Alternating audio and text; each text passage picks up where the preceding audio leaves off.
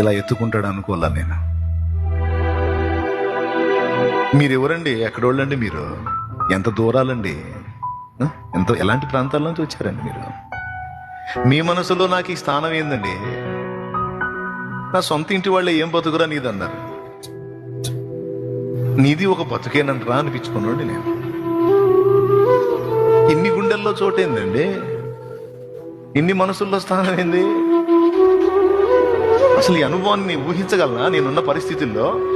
ఆనాడు చూడు ఎట్లా సిద్ధపరిచాడో. ఆ చేదైన అనుభవాల్లో గుండా తీసుకెళ్ళి ఏందయ్యా అని విలవిలలాడుతా ఏందయ్యా ఏందయ్యా ఏందయ్యా అంటే మౌనం. నీ తెలియలే పారా, ఏందయ్యా పోయేది? చచ్చిపోయేటట్టు నీ వేదం దెబ్బకి నీకేం కాదుబా. నా తండ్రి నీకు కూడా అలా దాచిపెట్టి ఉంచుతాడు. నా తండ్రి నీకు కూడా అలా దాచిపెట్టి ఉంచుతాడు. ఏం నమ్మవా? అన్యాయస్తుడా?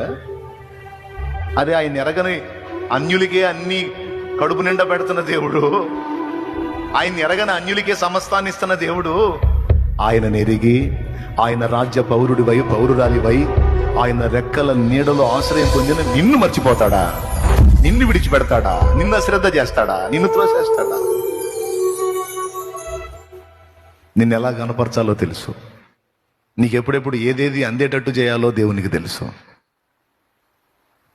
ఇవన్నీ నీకు తెలుసా? నాకు తెలుసు. ప్రాక్టికల్గా 22 సంవత్సరాలుగా ఆయనను అనుభవిస్తున్నాను. అనుసరించడం కాదు, ఏకంగా అనుభవిస్తున్నాను ఆయన్ని. ఆయన రెక్కల నీడలో ఉన్న ఆదరణని.